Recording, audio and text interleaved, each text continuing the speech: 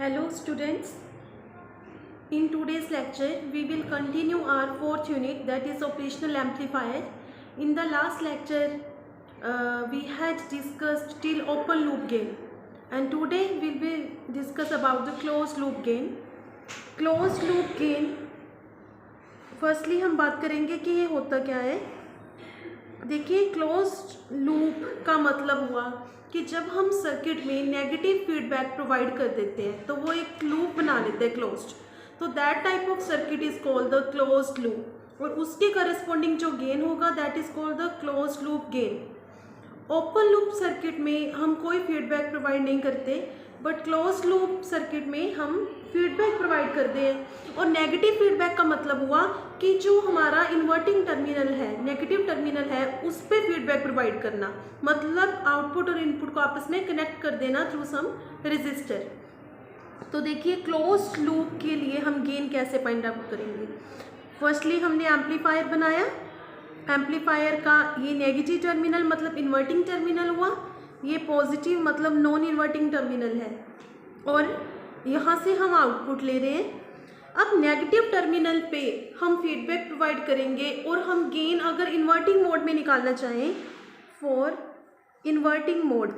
Inverting mode का मतलब input हमने इन्वर्टिंग टर्मिनल पे अप्लाई करनी है। तो पहले तो देखिए, हमने इनपुट यहाँ पे अप्लाई की, सपोज ये वोल्टेज जो अप्लाई की है, इनपुट वोल्टेज वो VI है, ठीक है, तो ये नेगेटिव पे अप्लाई करेंगे। अब फीडबैक देखिए कैसे प्रोवाइड किया जाता है। यहाँ पे एक तो हम रेजिस्टेंस ले लेते हैं, इनपुट रेजिस्टेंस, इसको मैं RI से शो कर रही हूँ। जिस रेजिस्टेंस के थ्रू फीडबैक प्रोवाइड करेंगे, मतलब इनपुट और आउटपुट को आपस में कनेक्ट करेंगे ना, वो रेजिस्टेंस को मैं शो कर देती हूँ बाय RF, मतलब फीडबैक रेजिस्टर। ओके, यहाँ पे जरूरी नहीं RI लेने, आप R1 मान सकते हो, इसको R2, कुछ भी नोटेशन यूज कर सकते हो।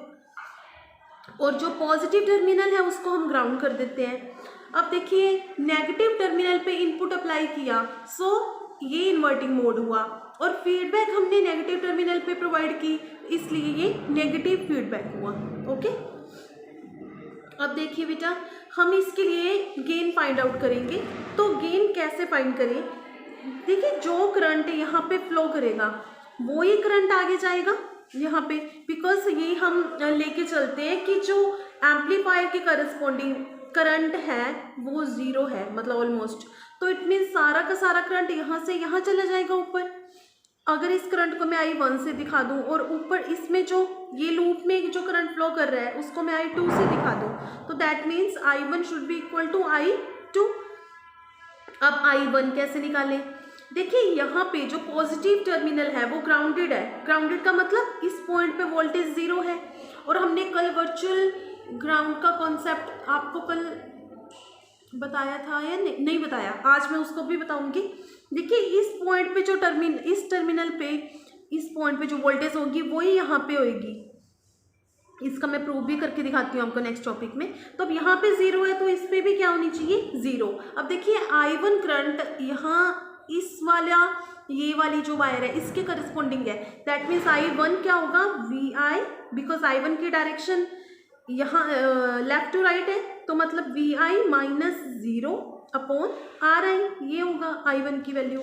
सिमिलरली I2 निकालेंगे, I2 है ऐसे जा रहा है, लेफ्ट टू राइट जा रहा है ना, मतलब 0 से V0 वोल्टेज के करस्पॉन्डिंग, तो 0 माइनस V0 अपॉन इसका resistance RF, because Ohm's law के अकॉर्डिंग करंट होता है V upon R, voltage upon resistance, तो वही अप्लाई किए फॉर्मूला हमने। अब इसको लिख सकते हैं VI upon RI is equal to minus V0 upon RF।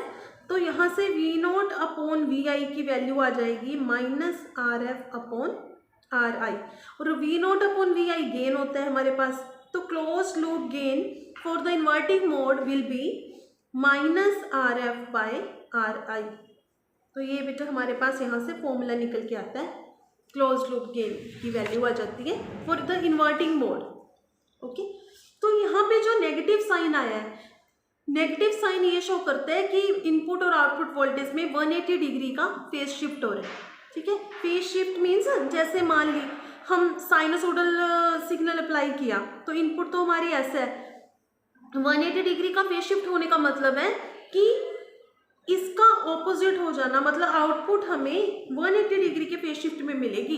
Amplify होके तो मिलेगी बिकॉज एम्पलीफायर है, लेकिन वो 180 डिग्री का फेज शिफ्ट भी उसमें हो रहा है। नेगेटिव साइन ये शो करते हैं। ओके, और ये किसका रेशो है हमारे पास? Resistor that is connected to the feedback circuit, मतलब feedback resistor upon the input resistor, इन दोनों का रेजिस्टेंसेस का ये रेशो आया हमारे पास, गेन जो होगा। तो अब हम डिस्कस करेंगे अबाउट द वर्चुअल ग्राउंड। देखिए, वर्चुअल ग्राउंड का कॉन्सेप्ट आपको मैं बताती हूँ आज। वर्चुअल ग्राउंड में देखिए हम क्या कर रहे हैं बेटा, यहाँ पे हमने एम्पलीफायर लिया, नेगेटिव टर्मिनल दिखाया जो इन्वर्टिंग टर्मिनल है, यहाँ पे नॉन इन्वर्टिंग टर्मिनल दिखाया। ओके, तो इस टर्मिनल को पॉजिटिव को सपोज हमने ग्राउंड कर दिया और इस पे हमने कुछ वोल्टेज अप्लाई कर दी। ठीक है, अब जो वोल्टेज यहाँ पे होएगी पॉजिटिव पे उसको मान लेती हूँ मैं V1, जो यहाँ पे है वो V2 है। अब V2 तो अप्लाई की है हमने, यहाँ से हम आउटपुट ले रहे हैं, V2 तो हमने अप्लाई ही की है नेगेटिव टर्मिनल पे, बट V1 क्या है?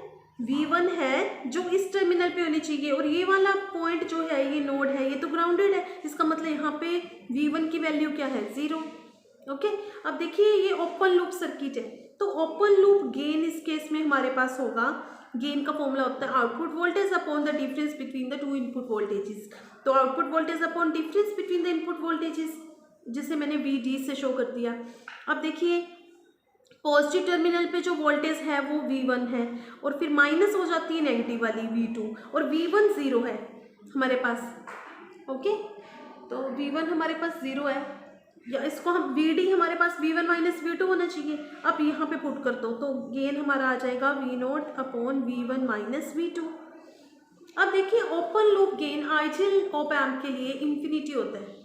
ठीक है, आइडियल केस में इन्फिनिटी होता है। अगर ये टर्म इनफाइनाइट है तो इसका मतलब जिस ये वाली डिनोमिनेटर में जो टर्म है वो भी क्या होनी चाहिए? 0, क्योंकि समथिंग अपॉन 0 ही तो इन्फिनिटी होता है। अगर देखिए आइडियल ऑप एम्प की हम condition for ideal op amp open loop gain is infinity ना। अब ये इन्फिनिटी है तो this implies V1 minus V2 should be equal to 0, क्योंकि न्यूमिनेटर में कुछ भी हो बट डिनोमिनेटर में अगर 0 है तो ही समथिंग अपॉन 0 इन्फिनिटी बनता है। ठीक है, तो इससे V1 माइनस V2 0 शो कर रहा है कि V1 इक्वल्स टू V2 होगा, और V1 की वैल्यू हमारे पास क्या है इस केस में?